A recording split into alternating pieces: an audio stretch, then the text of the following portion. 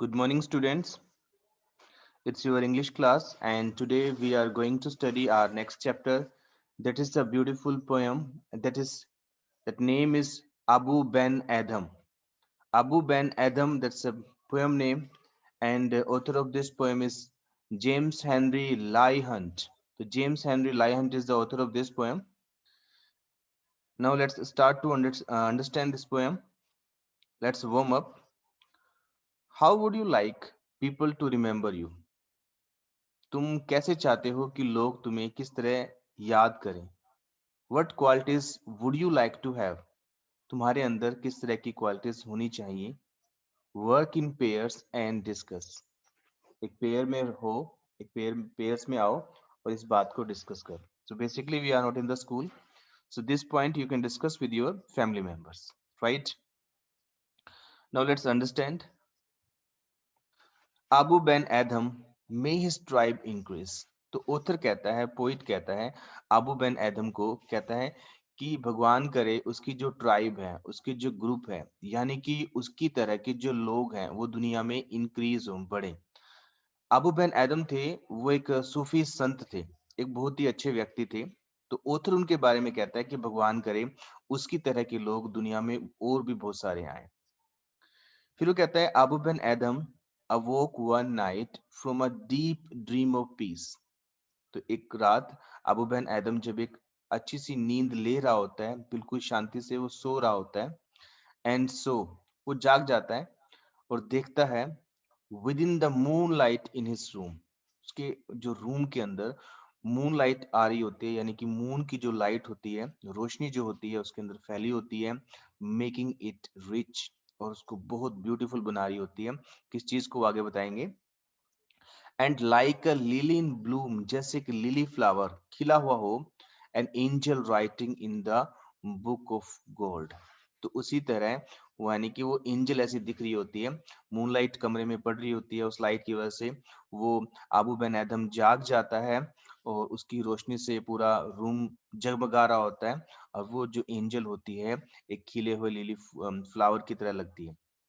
और वो angel gold के एक बुक में, गोल्ड की पेजेस के बने हुए बुक में कुछ लिख रही होती है, right? Exceeding peace had made Ben Adhem bold. तो इस तरह का जो अनयूजुअल पीस था, यानी कि जो शांति थी वहां पे, ऐसी शांति जो पहले कभी नहीं थी, had made Ben Adhem bold. उस बात ने, उस शांति ने बेन एडम को बोल्ड बना दिया, यानी कि साहसी बना दिया, यानी कि ऐसा व्यक्ति बना दिया कि जो कोई काम करने में असमर्थ हो परंतु वो उसको करने का साहस रखता हो, यानी कि बोल्ड बना दिया। And to presence in the room he said, और उसकी प्रेजेंस में, यानी कि उस एंजल के वहां पे होने में, यानी कि वो एंजल वहां पे थी और उसने, उस रूम में वो एंजल थी और उसने कहा, यानी कि बेन एडम ने कहा, व्हाट राइट्स दो, सो व्हाट राइटेस्ट दो। तो उसने कहा कि तुम क्या लिख रही हो। The vision raised its head. Vision का मतलब है यहाँ पे वो एंजल ने अपना हेड रेज किया, सिर ऊपर ऊपर उठाया। With A look made all sweet accord answer, और उसने एक एग्रीमेंट के साथ, यानी कि सहमति के साथ आंसर दिया। कहा, the names who those the names of those who love the Lord. तो उसने कहा कि मैं उन लोगों के नाम लिख रही हूँ जो भगवान को प्यार करते हैं। And is mine one. तो उसने कहा, एडम ने कहा कि क्या मेरा नाम भी वहां पर है। सेड आबू, आबू ने वहां पे कहा, ने not so, replied the angel. तो एंजल ने रिप्लाई किया, नहीं, तुम्हारा नाम वहां पे नहीं है, इस गोल्ड बुक में तुम्हारा नाम नहीं है। जो भगवान को प्यार करते हैं उसका नाम नहीं है यहाँ पे। अबू स्पोक मोर लो, बिल्कुल धीरे से अबू दोबारा बोला, विद चीयरफुल स्टिल, परंतु खुशी के साथ, एंड सैड, और उसने कहा, आई प्रे दी, वो कहता है कि मैं तुमसे प्रार्थना करता हूँ, then write me as one that loves his fellow man. तो मेरा नाम वहां पे लिख लो उन लोगों की लिस्ट में जो भगवान के बंदों को प्यार करते हैं, यानी कि ऐसे व्यक्ति जो भगवान को प्यार करते हैं, भगवान के कहे हुए रास्ते पर चलते हैं, तो उन लोगों को प्यार करने वाली लिस्ट में मेरा नाम लिख लो। तो ऐसा उसको वो कहता है। The angel road and vanish, उस समय वो एंजल उसका नाम लिखती है उस गोल्ड बुक में और वो वहां से वैनिश हो जाती है यानी कि गायब हो जाती है। The next night it came again, अगली रात को वो दोबारा आती है। विद ग्रेट अवेकनिंग लाइट, और तब वो उससे ज्यादा रोशनी वाली लाइट, यानी कि ऐसी रोशनी वाली लाइट, यानी ऐसी लाइट जो उस किसी को जगा देती हो, यानी कि रोशनी के साथ आई और उसने उसको जगा दिया। And showed the names whom love of God had blessed, तो उसने उस एंजल ने वो लिस्ट दिखाई जिसमें उन लोगों के नाम थे जिनको भगवान प्यार करते हैं, जिनको भगवान का प्यार मिला है, भगवान का आशीर्वाद मिला है। And lo, Ben Adhem's name led all the rest, तो बेन एडम का जो नेम था वो सभी को लीड कर रहा था, यानी कि सबसे ऊपर लिखा हुआ था, पहले नंबर पे लिखा हुआ था। Right, so this is all about this poem. Now some difficult words are written here. First word is that tribe. Tribe means here people with the same good nature, यानी कि ऐसे लोग जो सेम उसी की तरह हो, या यानी कि आबू बेन एडम की तरह हो। Next, rich hair beautiful, rich का मतलब यहाँ पे क्या है, ब्यूटीफुल यानी कि सुंदर। एक्सीडिंग मोर देन यूजुअल, यानी कि ऐसी कोई चीज जो यूजुअल से ज्यादा अच्छी हो या यूजुअल से ज्यादा हो, that is unusual, exceeding. Vision means angel, तो विजन का यहाँ मतलब क्या है, एंजल है। स्वीट अकॉर्ड, स्वीट अकॉर्ड का मतलब है इन जेंटल एग्रीमेंट, यानी कि एक जेंटल समझौते के साथ। ने, ने मीन्स नो, यानी कि नहीं। लो, लो मीन्स सॉफ्टली, बिल्कुल प्यार से, धीरे से। Cheerfully, cheerfully means cheerily means cheerfully, यानी कि खुशी से, उत्साह से। Wakening, wakening means that which awakens और लाइट्स अप, यानी कि ऐसी कोई चीज जो किसी को अवेक कर देती है, जगा देती है, रोशनी कर देती है। Right, so these were the difficult words of this poem. Now let's understand the question answer of this poem.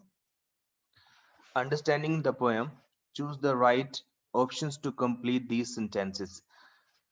In option में से आपने चूज करना है कि इन सेंटेंसेस के लिए कौन सी ऑप्शन सुटेबल है। First sentence, the phrase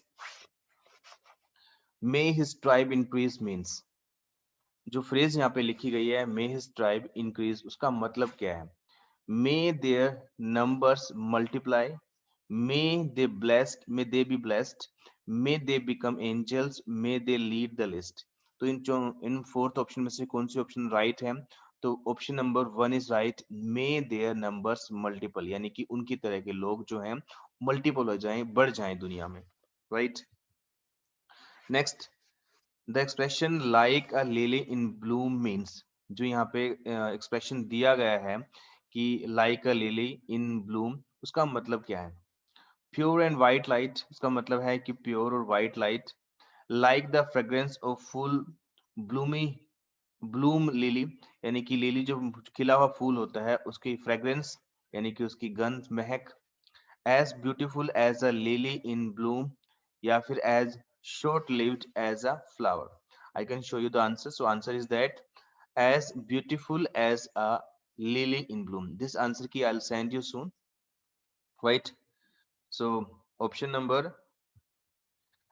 C is right. Next, answer these questions. What did Abu Ben Adam see one night? एक दिन अबू बेन एडम क्या देखते हैं? तो we can find the answer. Answer written here. Abu awoke one night. एक रात वो जाग जाते हैं and so his room flooded with the moonlight. और देखते हैं कि उसके रूम में ना बहुत सारी मून लाइट है, यानी कि वो उसका रूम बिल्कुल जगमगा रहा है मून लाइट की वजह से। In the light an angel was writing in a golden book, और उस लाइट के अंदर एक एंजल, गोल्डन बुक उसके हाथ में होती है और वो कुछ उसमें लिख रही होती है। Second question, what was the angel doing in the room, वो एंजल अपने रूम में, उसके रूम में क्या कर रही होती है। Answer is that the angel was writing in a golden book, वो एंजल गोल्डन बुक में कुछ लिख रही होती। Next, what was the angel writing, अब एंजल वो क्या लिख रही होती है, ये तो हमें समझ में आ गया क्यों एंजल कुछ लिख रही होती है। Now question is that what was the angel writing, वो एंजल क्या लिख रही होती है। Answer is that the angel was writing the names of people who love God, यानी कि ऐसे लोगों के नाम लिख रही होती है जो भगवान को प्यार करते हैं, right. Next question, question number 4, what did Abou Ben Adhem ask the angel to do, Abou Ben Adhem ने एंजल को क्या कहा था करने के लिए। Answer is that,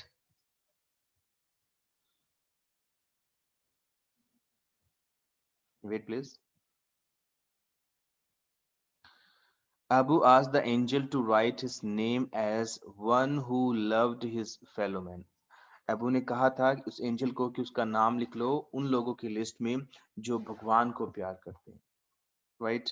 next, what happened on the second night, दूसरी रात क्या हुआ।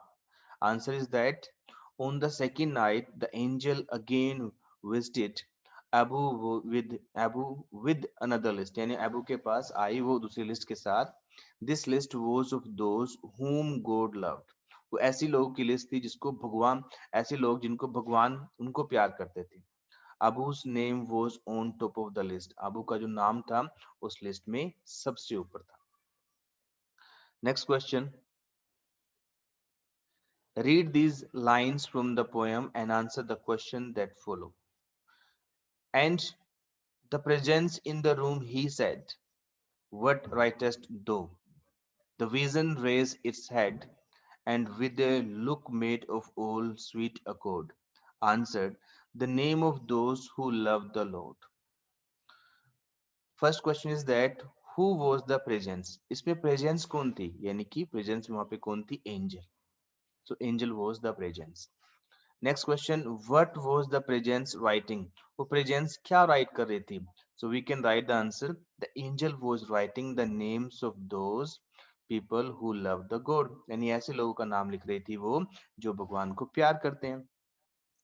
Next question, what other word of presence is used in these lines? और कौन से words use हुए हैं presence के लिए यानी उस angel के लिए? तो we can write vision is another word for the presence, यानी कि एंजल के लिए, उस परी के लिए एक तो प्रेजेंस वर्ड यूज किया गया, एक विजन वर्ड यूज किया गया, right. Next, it came again with the great awakening light, what came again, तो क्या दोबारा आया था, कौन आई थी, वो एंजल आई थी। वेयर डिड इट कम, वो कहाँ आई थी, अबू बेन एदम के रूम में आई थी। Next, what is the meant by awakening light, awakening light का मतलब क्या है।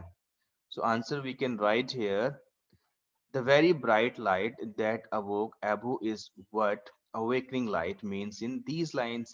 It also means the enlightened light, यानी कि ऐसी रोशनी जो किसी चीज को बहुत ज्यादा जगमगा देती है और उसकी वजह से किसी को जगा देती है। Next,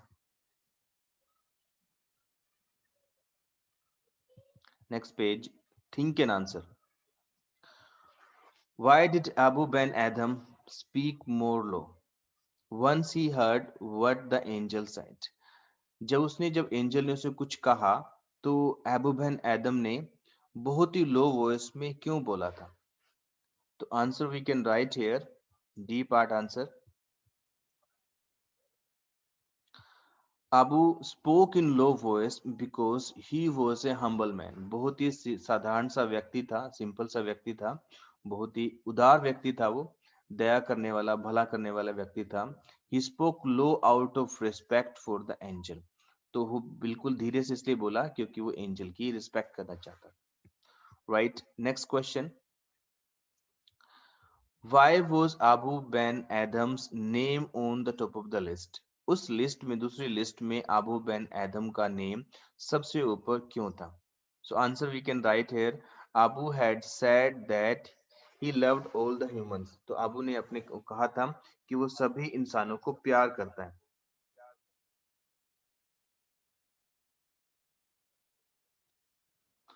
okay, yes, loved all the human beings, वो सभी इंसानों को प्यार करता है। This made him dear to God, और इस बात ने उसको भगवान का प्रिय बना दिया।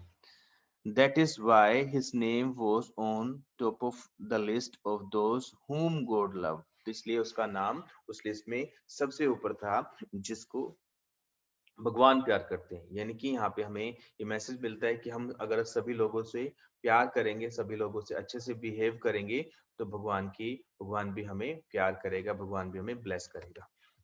Next question, E part, discuss in the class what lesson do you learn from this poem. तो इस पोएम से आप क्या लेसन लर्न करते हो, क्या आपको सीख मिलती है?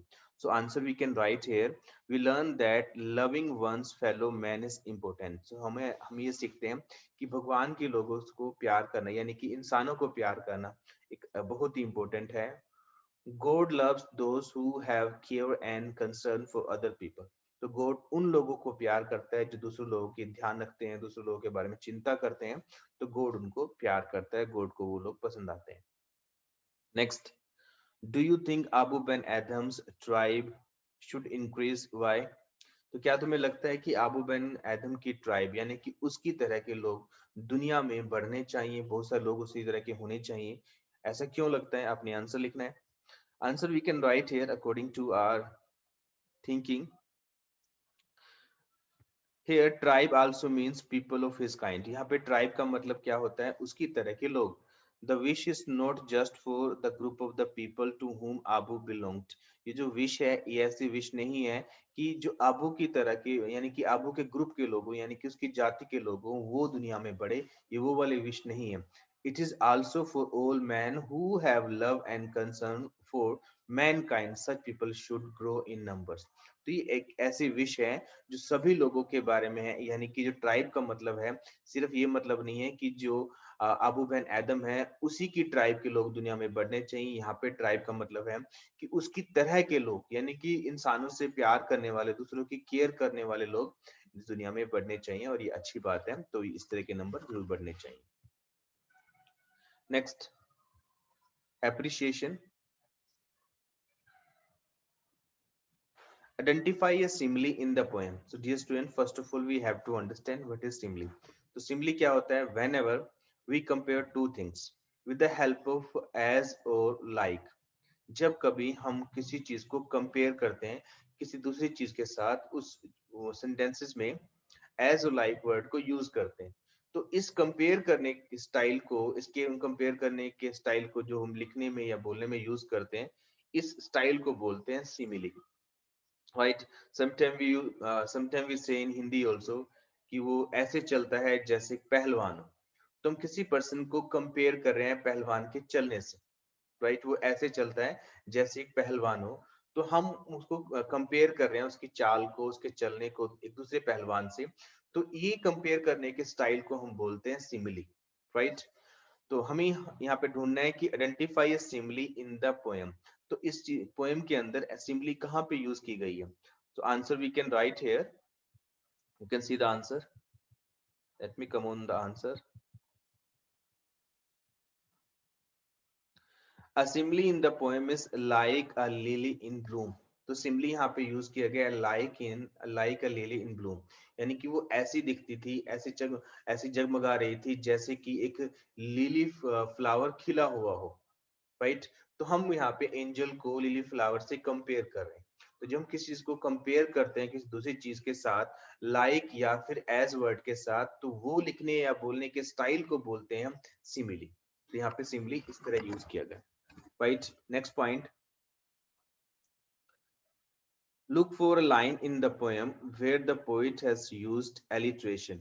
तो आपने इन पोएम्स की लाइंस को देखना है और देखना है कि एलिट्रेशन कहाँ पे यूज किया गया है। अब हमें ये समझना है कि एलिट्रेशन क्या होता है।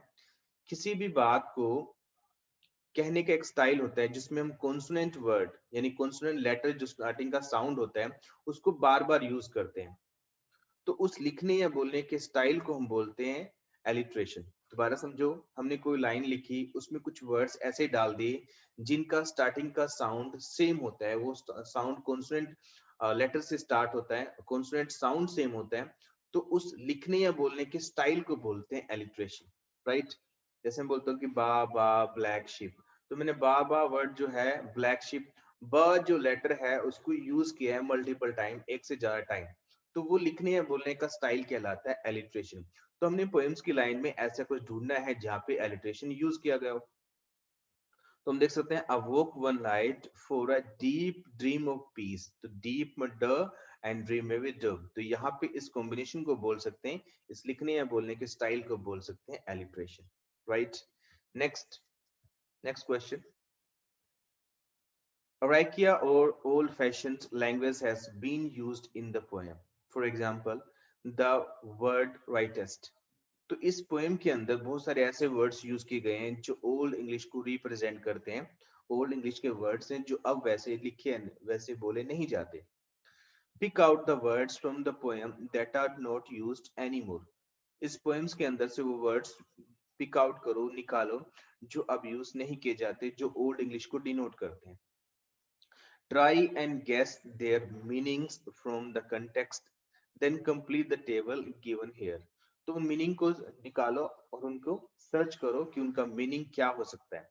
तो यहाँ पे उनके वर्ड्स के वो वर्ड्स दिए गए हैं, उनके आपने मीनिंग लिखने हैं। जैसे first is here rightest means right, rightest जो ओल्ड इंग्लिश का वर्ड है इसको हम अब क्या लिखते हैं, राइट लिखते हैं। दो, दो का मीनिंग होता है यू यानी कि तुम। ने का मतलब होता है नो यानी कि नहीं। दी का मतलब है तुम होता है ऑब्जेक्टिव केस का। यू को यू के स्थान पे लिख सकते हैं दी। ब्लेस्ड का मतलब होता है ब्लेस यानी किसी को आशीर्वाद देना, right. Answer are written here, thou means you, nay means no, thee means to you यानी same you, but objective case blessed means blessed, right? And now if you want